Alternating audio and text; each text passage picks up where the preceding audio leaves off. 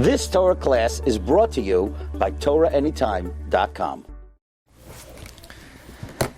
Baruchim Haba, and welcome everyone to a special edition of All Parsha on Parshas Tazria Metzora, the Ben Ashri, the Tzaddik Ranana on Parshas Tazria Metzora. Tzaddik Ranana says that anyone who says over Divrei Torah in his name, he will pray for them and bail them out of any tzara in this world and in the next world. I'd like to share with you 8 offerings of the Ben Ashri on Parshas Tazria Metzora. Well, the Ben Ashri comments on the words Isha ki sazria v'yalda zachar. If a woman conceives and she bears a male. Well, the Gemara tells us in a number of places techniques how one could be zoicha to have banim zachar, male progeny. One of the things the Gemara says, the Gemara in Hey Amud Beis and Brachos, that someone who places their bed between the north and the south will be zoicha to banim zacharim. The Mefarshim explain this means if one's kavana is solely l'shem shamayim, if one has intention to procreate solely for the sake of heaven, then they will be zoicha in their act of relations to produce a male. Says the Ben Ashri, the gematria of Isha ki sazria v'yalda zachar, the Rashi Tevos of these words, Aleph, Chaf, Taf, Vav, Zayin, the Rashi Tevos of these 5 words are Itcha Echad.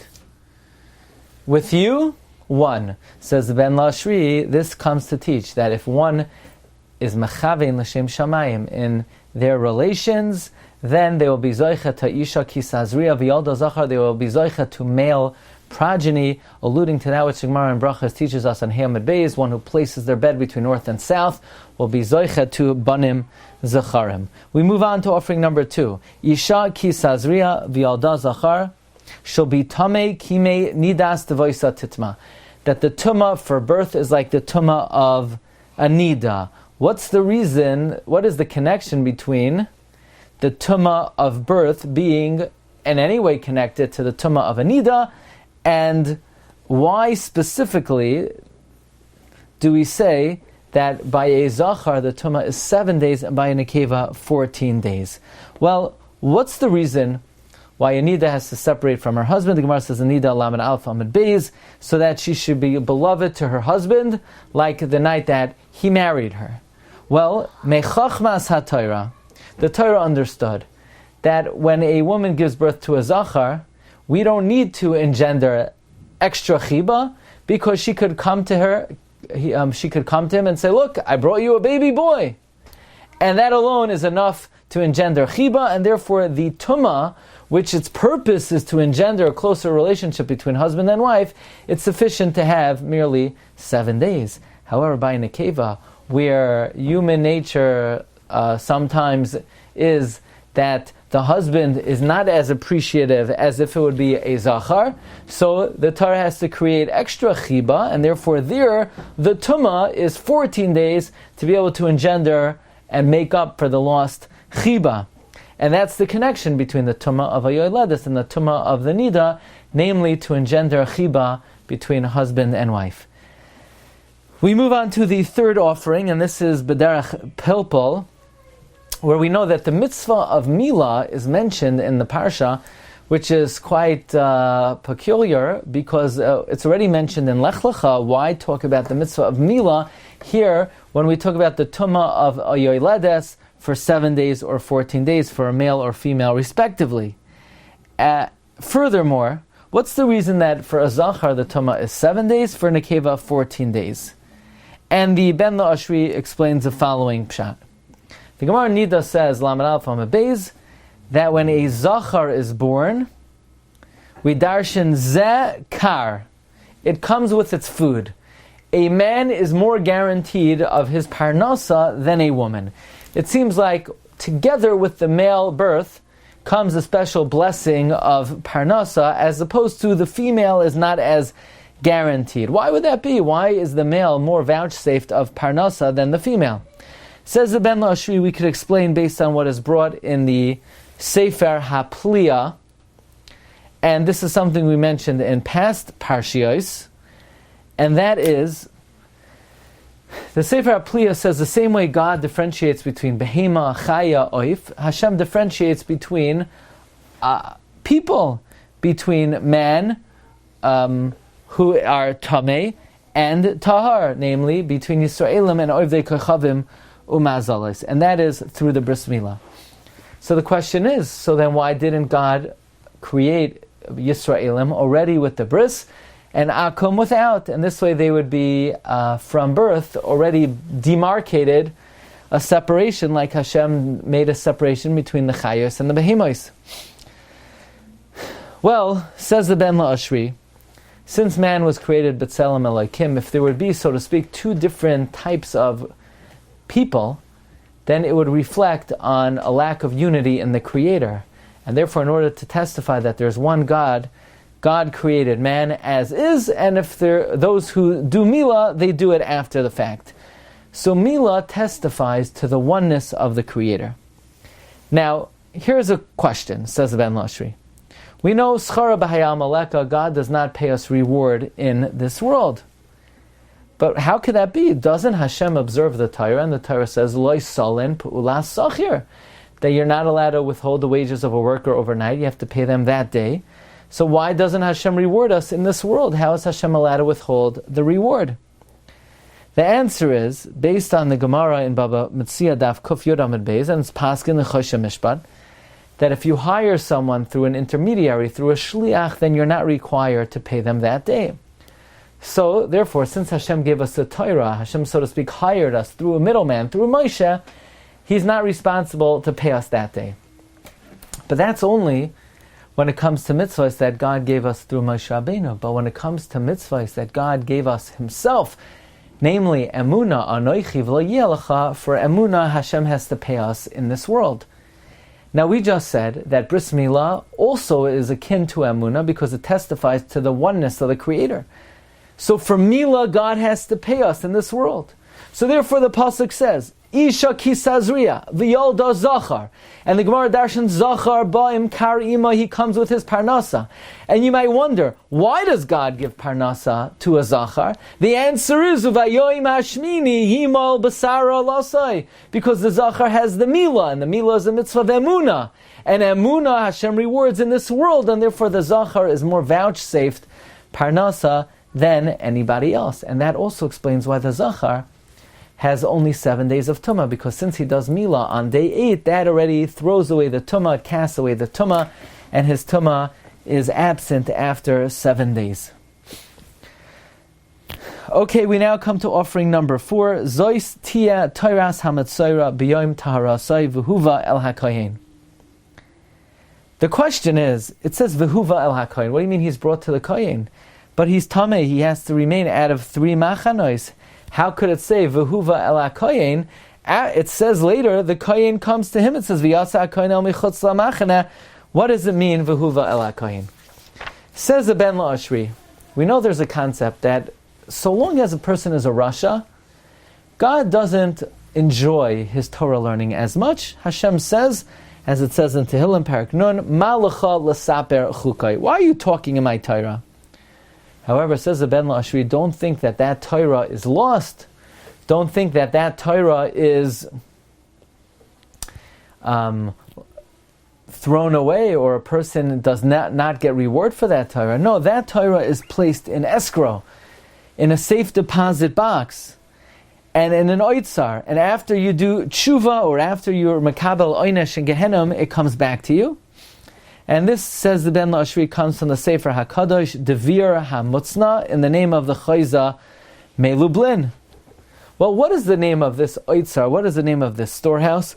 Says the Ben La'ashri, it is called the Shechina, which is referred to in Kabbalah as Isha Yiras Hashem Hi Tishalal.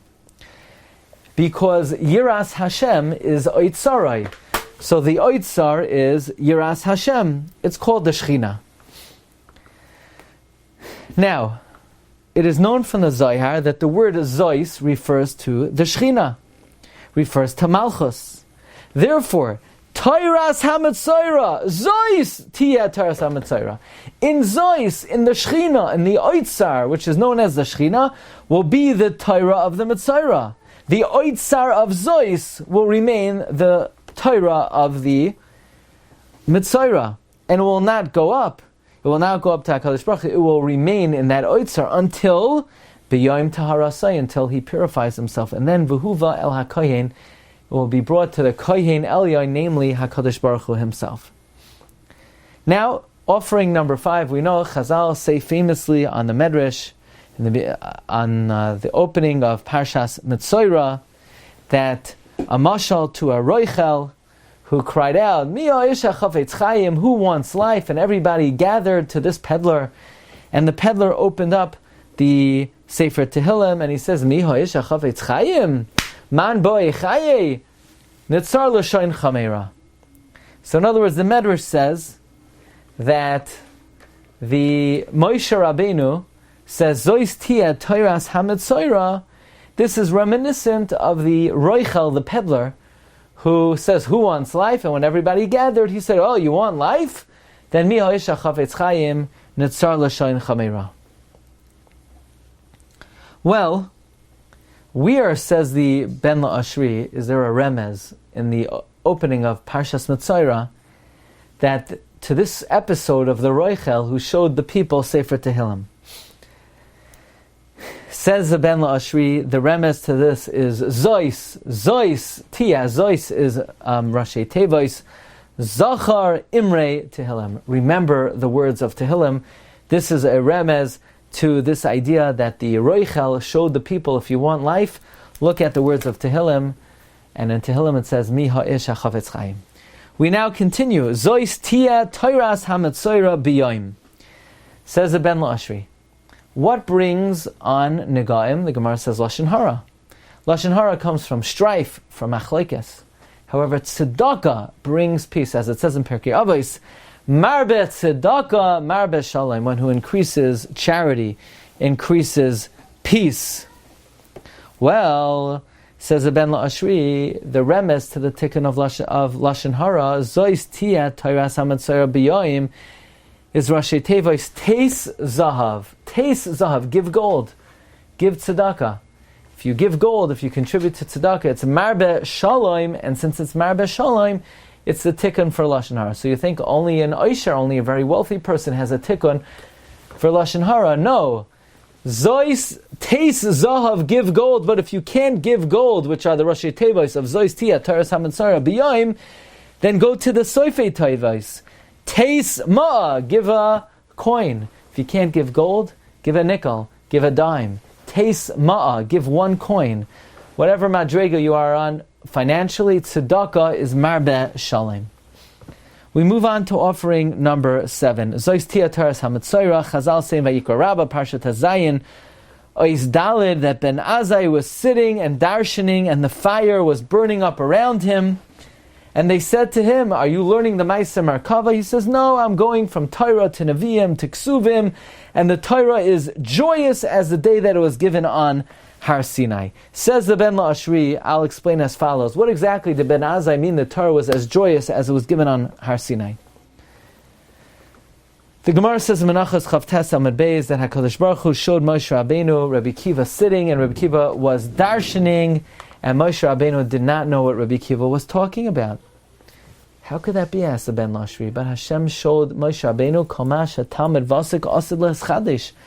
Moshe Rabbeinu was taught all the Chidushim of the Torah. So what didn't Moshe understand? And the Ohr HaChaim HaKadosh teaches us that Moshe got the bottom line, the Chidushim. But where the Chidushim are merumas in Tanakh, that was not Nizgala to Moshe Rabbeinu. Regarding that, we say, V'sein chalkeinu b'soirasecha, Rebbeinu Shem, give us our chelek, that we could reveal where in the Tanakh, in the Torah Nevi'im and Ksuvim, the various chidushim are merumaz.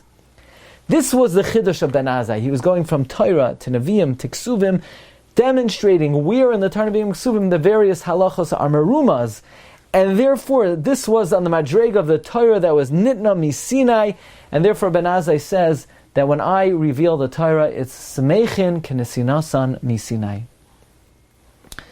We move on to the, and by the way, I would like to add that this is certainly the derech of the Ben La'ashri to find in the Tanakh and the Chumash, We are the Medrash and the Gemara is merumas in the words of the Chumash. So this is something which is certainly Ra'i Lamisha Amrai, because this is certainly the path and the derech halimud in Chumash of the Ben Ashri himself to try to find where in the Chumash the various Chidushei Chazal are merumas. And finally, number 8, and this is also an illustration of this approach of the Ben Ashri. It says, "V'nasati nega tzaras beveis eretz achuzaschem," and Rashi says that this is a remez.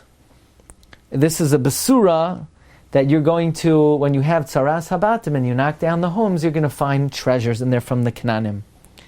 And the Ben Ashri is medakdek. What does the word achuzaschem come to teach? V'nasati nega tzaras beveis eretz achuzaschem. And you're not going to have tzaras in a house that you bought, and that's not your ancestral land?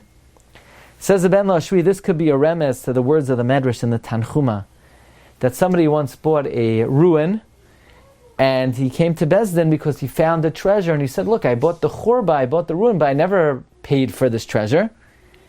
Therefore, the pasuk says, Beveis eretz achuzaschem. You're going to find treasures in your ancestral homes, not in homes that you bought. Because if you find in homes that you bought, you might have to give it back to the seller. But if you find in your ancestral hands that you ancestral homes that you got from the Canaanim, then you could be assured that this is something you'll be able to keep. But if it's not achuzaschem, but it's beis mikneh, then you cannot be assured that you'll be able to keep it. You might have to return it to the seller. So the story found in the Medrash is alluded to in the words achuzaschem, namely, you're allowed to keep it because this is your ancestral land and not land that was that you purchased from someone else, in which case you might not be able to keep it. So here are 8 amazing offerings of the Ben Ashri. I want to wish everyone a wonderful Shabbos. Haba Aleinu L'Taiva. You've just experienced another Torah class brought to you by TorahAnytime.com.